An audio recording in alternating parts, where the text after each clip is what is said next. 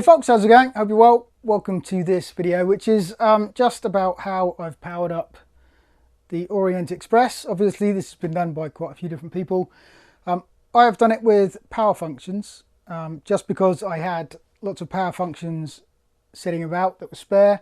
And I also wanted to, well, A, take advantage of the rechargeable batteries that power functions had, and also take advantage of the fact that I didn't have to use an app on a phone or a tablet to keep it going.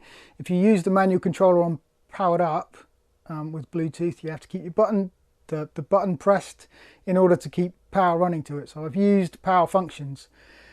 Now, I have found, now there's footage at the end of this video showing it running, and it is running fine because I've edited the footage, but it's not, I've found it's really tricky. This engine doesn't seem to have enough power to go through some of the more challenging parts of my layout.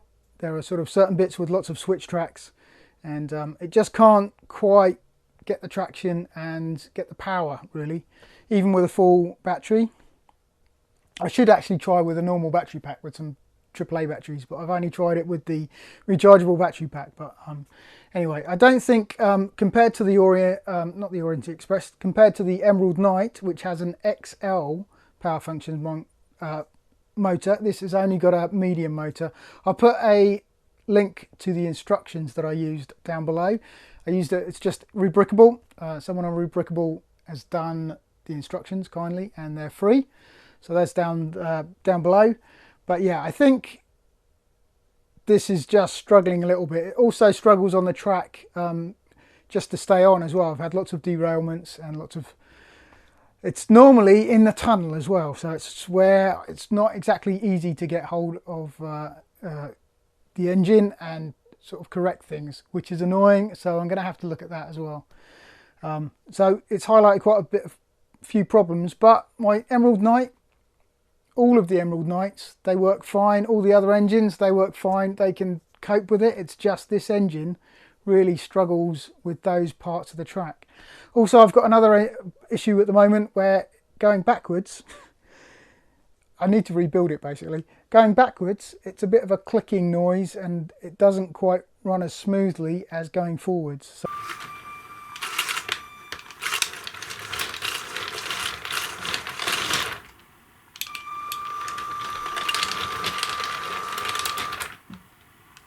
So I need to look at the whole mechanism that I've got in there.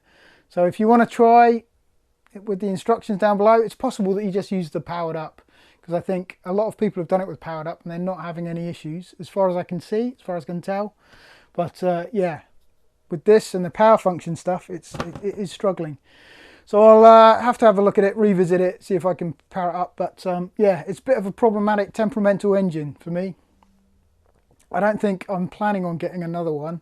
I think there's absolutely no chance it would cope with pulling 4 carriages around this track anyway.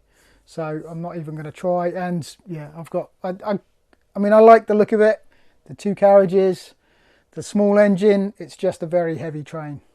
So, but yeah, I'll keep it with the collection. So it's not all, yeah, it's not running perfectly. The edit, you'll see certain bits, especially when it goes into the tunnel where I've edited it to a ride along. You'll see that it doesn't cope quite well. Some of the bits, by the end of the sort of like the shoot, I've been working on the engine and working on the track and everything. It did go round on its own without any nudging and stuff, but I did eventually just keep it on the inside track just because it can cope with that. Outside track, it seems to struggle a bit more. So there you go. Anyway, that's how I've done my engine. Just power functions. Not ideal though. Not ideal. I imagine the powered up stuff has a little bit more power. Maybe a bit. The motors are a little bit more torquey, so they can cope with it a bit better. But yeah. But even the engine struggles with traction and stuff, even with the tyres. Yeah. But my railway is a bit more taxing than some others may be, just due to the way I've got all the switches and everything. But it's a bit unfortunate that this engine is the only one that struggles, really. I've had a few other derailments and stuff, but there are some switch tracks on here that are problematic anyway, and I need to replace those, so I'll be upgrading them maybe next year to some DunksterBricks 104 sort of monster crossover track or something like that. So that's something to look forward to, I think. I am actually looking forward to getting that replaced to a 104 radius kind of switch track solution, because that will be easier for engines like this to cope with. But some of the switch tracks it's just not quite coping with, and it doesn't quite stay on the track. So anyway, that's it. And you can see it running, a little bit of a ride along as well. But it is a bit edited. It is a bit edited. I had to give it a nudge in some places. But anyway, thanks for watching. I'll see you in the next one.